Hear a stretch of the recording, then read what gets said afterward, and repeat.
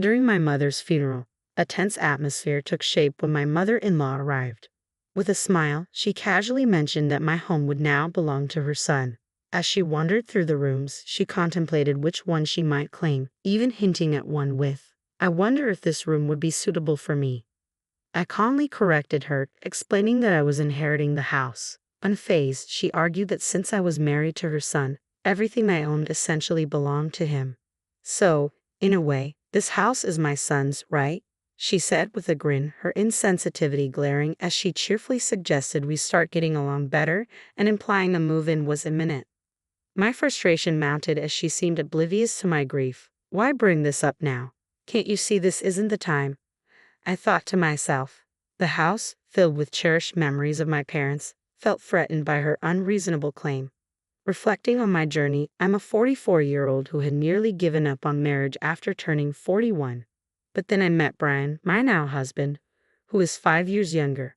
We connected through a mutual acquaintance, and he always respects my views, including our honeymoon plans. Although he initially suggested Europe, he happily agreed to my preference for the Maldives. However, complications arose when Brian mentioned his mother's desire to live with us due to his father's declining health. Despite understanding her difficulties, we had agreed before marriage that we wouldn't live together. I reminded him of this, and he promised to discuss it with his mother. Throughout these interactions, it became clear that I needed to stand firm to protect my family home from becoming just another asset claimed by my mother-in-law. Brian, recognizing my concerns, agreed to support me in ensuring our home remained a sanctuary, untouched by unwanted intrusions. Meeting a wonderful person always brings joy, yet a pang of regret haunts me. My father passed away 4 years before I got married, never seeing my wedding or my reassurances about the future. He was a disciplined executive at a small to medium-sized enterprise, and I admired him deeply for his dedication and ability to provide for our family comfortably, despite the modest scale of the business. This respect deepened as I began my career and faced the challenges of the workplace. 3 years into my marriage, my mother also passed away. During these difficult times, Brian was incredibly supportive, constantly checking in on me and suggesting I rest. At the funeral, which we held at our family home to maintain a personal touch, I was comforted by his presence and care. However, the mood shifted when Sandra, my mother-in-law, arrived. Although she expressed her condolences, her presence brought a stark reminder of the challenges I faced in protecting my family's legacy. I acknowledged Sandra's thanks with a polite nod. Our relationship had been cordial but distant since we hadn't lived together and only interacted occasionally. However, her demeanor during the funeral struck me as unusually cheerful, which felt out of place. She began by thanking me for managing the funeral so smoothly, attributing it to my efforts. Then, quite abruptly, she said, "The funeral is over now, isn't it? Let's drop the formalities." I was taken aback, having initially believed her kindness was sincere. Sandra proceeded to comment on how splendid the house was, despite my protests about some areas being a bit untidy. She dismissed my concerns with a casual wave and boldly ventured further into the house, declaring, "My son will inherit this house. I wonder if I should take this room." I hesitated, trying to process her words and intentions. It became clear that her earlier compassion had been a mere facade, and her true aim was to claim my family home. During a tense conversation, I reminded Sandra that I was the rightful inheritor of the property. With a smirk, she responded, "I know your parents had no other children, and a wife's belongings belong to her husband, right? So this house essentially belongs to my son, doesn't it?" Her comment left me exasperated. With unsettling cheerfulness, she suggested we should start getting along better and announced her plan to convert one of the rooms into hers. Alarmed, I asked if this meant we would be living together. Without hesitation, she confirmed, "Exactly. With such a beautiful house, it would be a shame to leave rooms empty when 2 people can comfortably live here. Plus, I won't have to take care of my husband all by myself." This conversation occurred shortly after my mother had passed away, and Sandra's insensitivity only fueled my growing frustration. Why would she bring this up during such a sensitive time? Just then, my husband overheard our exchange and intervened. "Mom, what are you saying? This isn't the right time for such discussions," he scolded. Unfazed, Sandra retorted, "Why make such a fuss?" My husband firmly insisted that she leave and escorted her out, apologizing to me afterward. "Sorry, my mom can be unreasonable," he said. I appreciated his support and replied, "It's fine, thanks for handling it." However, as we began to move past the funeral and discuss the future of my family home, I noticed a subtle shift in my husband's approach. 12 days after the funeral, we talked about the possibility of moving out of our cramped apartment. "This apartment is getting too small," I suggested. "Shouldn't we consider moving back to my parents' house?" He agreed, saying, "Yeah, you're right. With the possibility of having kids and needing more space, it would be better than squeezing into this tiny place." But then he hesitated and added, "Well, we should start preparing for the move." As we discussed the details, he revealed an unexpected idea. Considering the spacious house and the empty rooms, he suggested, maybe my parents could move in with us. I was taken aback and asked, "Are you suggesting we live together?" Recently, I had noticed a change in my husband. Despite previously valuing my opinions, I began to question if he was merely agreeing with me without fully considering the implications or if he was being unduly influenced by his mother's wishes. His readiness to accommodate her ideas was becoming increasingly apparent, challenging my perception of him as a supportive partner. The suggestion to live together made me doubt his genuine stance on the matter. Despite my clear objections to cohabitation, he seemed to waver, often siding with his mother. "Haven't I made it clear that we won't live together?" I reminded him frequently. His usual response was, "But Mom keeps insisting." I reminded him of how he had stood up to his mother at the funeral, confronting her about her inappropriate behavior. "You were opposed to living together then, weren't you?" I challenged. He conceded, "Yes, I was upset about her barging in. But that doesn't mean I'm entirely against the idea of living together. I just didn't think such a crucial decision should be made hastily at the funeral." Though he had seemed to agree with my stance initially, it was becoming clear that his inclinations might align more with his mother. Moreover, he appeared to avoid making definitive decisions, possibly believing that staying neutral would absolve him of having to choose sides. This was frustrating. I was firmly against the idea of living with someone who intruded into my parents' house during the funeral and presumed to claim a room. "Please make sure your mother understands this," I insisted. Reluctantly, he replied, "Why are you so bothered by it?" "Fine, I'll let her know." My perspective on living with my in-laws had shifted dramatically after witnessing my mother-in-law's behavior at my mother's funeral. The idea of sharing the home my father had built, a place filled with cherished memories, with her was now unthinkable. This frustration was compounded by my husband's lack of firmness in communicating my stance on cohabitation. When my mother-in-law directly challenged me, she asked, "Why are you opposing living together in such a spacious house? You're Brian's wife now, and his father and I are practically your parents too. Why such strong opposition?" I reiterated my refusal to cohabitate, explaining the challenges I faced managing alone and mentioning my husband's mobility issues. She accused me of abandoning them, to which I reminded her of the practical reasons we had discussed before. Despite my sympathy for my father-in-law's health, the thought of being overwhelmed by additional responsibilities if we lived together loomed large. I made it clear that if cohabitation were ever to be considered, a significant improvement in both my husband's and mother-in-law's attitudes toward my needs and boundaries would be non-negotiable. A few days after my mother-in-law had called me heartless, I was surprised to see my husband rearranging our living room. Curious, I asked, "What are you doing?" "Is this for storing moving boxes?" He replied, "No, I'm planning to make space for 2 beds." The mention of 2 beds immediately filled me with dread. Cautiously, I inquired, "Are your parents coming to stay?" To my dismay, he said, "No, they're moving in today."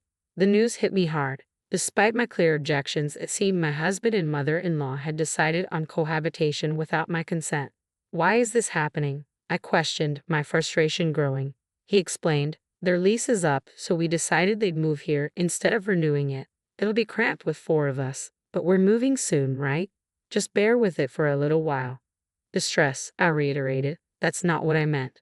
Why is cohabitation even on the table? I've said before I don't want to live with someone who barged into my parents' house on the day of the funeral and suggested living in this room." He promised to talk to his mom and added, "We'll be living together from now on, so please try to get along." Annoyed, I asked, "Why do you prioritize everything your mom says?" He tried to clarify, "It's not about prioritizing her. I listen to both your opinions and make judgments." However, it was clear that when it came to his mother, he seemed unable to resist her influence, believing he was making independent decisions. I had always seen him as kind, but alongside my mother-in-law, he seemed to become a different person, inadvertently pushing me into an unwanted living situation. As we welcomed my in-laws into our already cramped apartment, my mother-in-law began to complain about the living conditions. I apologized for the sudden addition of 2 more people and assured them we would manage until we could move to a larger space. While my father-in-law, Frank, seemed polite at first, it quickly became apparent that he was inclined to follow my mother-in-law's lead, becoming just another yes man. A few days later, my mother-in-law asked me to run an errand to buy a medicated patch for her, a small request that nonetheless added to my growing list of frustrations. As the situation deteriorated, it became increasingly clear that living together under one roof was becoming untenable. My mother-in-law was openly excited about the move, eagerly anticipating the space and comfort it would provide. Unbeknownst to her, I had been quietly making preparations of my own.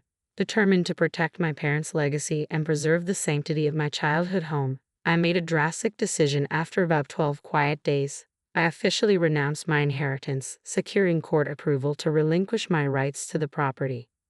When I announced this decision to my family, it was clear that the resolution had come at a significant personal cost. I explained that this house held immense sentimental value for me, and I couldn't bear the thought of my mother-in-law living there. Therefore, I decided to let it go, keeping it as a beautiful memory in my heart. My mother-in-law was incredulous, berating me. "What madness possessed you? Even if you didn't want it, you could have sold it for a good sum. Why just abandon it?" I remained calm and replied, "Selling it would only mean you'd end up relying on that money. I thought it would be clearer if I simply had nothing to do with it." She was furious. "We moved out of our previous place for this. What are you doing? How will you make it up to us?" I stood firm, my voice steady. "I've consistently opposed cohabitation. You forced this situation upon us without proper discussion, so I took a stand." The revelation of my renunciation left my husband and mother-in-law visibly shaken. Their faces drained of color, and they were speechless. My father-in-law looked on, bewildered by the unfolding drama. Pushing the conversation further, I turned to my husband, Brian. "I've been thinking about getting a divorce. What do you think?" He stammered, taken aback. "A divorce?" Before he could fully articulate his thoughts, my mother-in-law interjected aggressively. "Brian, you should divorce this ridiculous wife immediately." Her demand for a divorce was harsh but expected. It served as a critical test to see if my husband could make an independent decision in such a crucial moment. Brian mumbled a response, still struggling to articulate his position. Seeing his hesitation, my resolve hardened. "Fine, divorce seems to be the only option," I declared. My father-in-law tried to intervene. "Brian, it can't be helped. Your mom is insisting." Brian finally spoke up, albeit reluctantly. "Well, you seem to want a divorce too, and maybe that's for the best." Even in this pivotal moment, it was clear that my husband, along with his father, remained unable to stand up to my mother-in-law's dominant will, always defaulting to her wishes. When my husband suggested divorce, it felt like he was trying to portray it as a concession for my benefit, resigned yet determined. I decided to proceed with the divorce and planned to move out with only a few essentials. That night, I stayed in a budget hotel, knowing I had urgent tasks ahead. The following day, I took a half day from work to return to the courthouse and handle the necessary paperwork. A few days later, my mother-in-law called, clearly agitated. "What's going on? It seems the house is now becoming yours. Why this sudden change?" she demanded, having likely learned of the situation through the estate division process. "Yes, the house is mine," I confirmed. Her accusations came swiftly. "You forged documents and deceived us." I responded calmly, "Why would I forge court documents? Those documents are genuine." She pressed further, "If you were supposed to renounce the inheritance, why is the house becoming yours?" I explained. Right after I submitted the renunciation application, I withdrew it. Renouncing an inheritance is difficult once accepted, but it takes about a month to process, during which it can be retracted. The documents I showed you were from the application stage. I led you to believe I had relinquished the house and used the threat of divorce to gauge reactions and decide my next steps. I had hoped my husband might show some reluctance about the divorce, which would have led me to reconsider and clarify the situation about the house.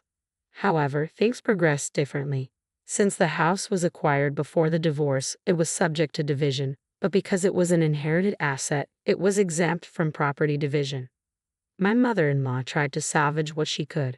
If the house was jointly acquired, it would be considered marital property. You two were supposed to sell it and split the money, right? I clarified, specific assets like inherited property aren't eligible for division. As for any money Brian might receive through property division, our short marriage complicates that. The shorter the marriage, the less likely individual inherited assets are divided. She persisted, what about the money Brian would get through property division? I calmly responded, since we've only been married for a few years, the brief duration further complicates dividing inherited assets. After being branded selfish and heartless, I stood firm in my resolve to protect my family home. I'm safeguarding this house because it holds precious memories of my parents. I don't want people like you living there. If you have further complaints, please consult a lawyer. Following that heated exchange, the divorce proceedings moved faster than expected. It seemed my mother-in-law had urged my husband to expedite the process. Regardless of her motivations, the divorce was finalized, freeing me from the ongoing stress of dealing with my in-laws. There was a profound sense of relief, as if I had successfully protected my father's home from disruption. After moving out, my ex-in-laws faced a more cramped space with one less person. My former mother-in-law began searching for new living arrangements, but her age made passing rental screenings challenging. Eventually, my ex-husband found a smaller single-family home for them. Although it was a downgrade in size and likely came with higher rent, it provided them with their own space. He took on the responsibility of supporting his parents, facing a challenging road ahead. Initially thrilled by the prospect of moving into the large house left by my father, my former mother-in-law had to settle for a considerably smaller and different reality, a disappointing turn of events for her. As for me, I began a new chapter in the house my parents left behind. It feels warm, almost as if they are still with me, preserving their legacy and the memories we shared. This new beginning marks a time of healing and reflection, honoring my parents' memory in the peace of their beloved home.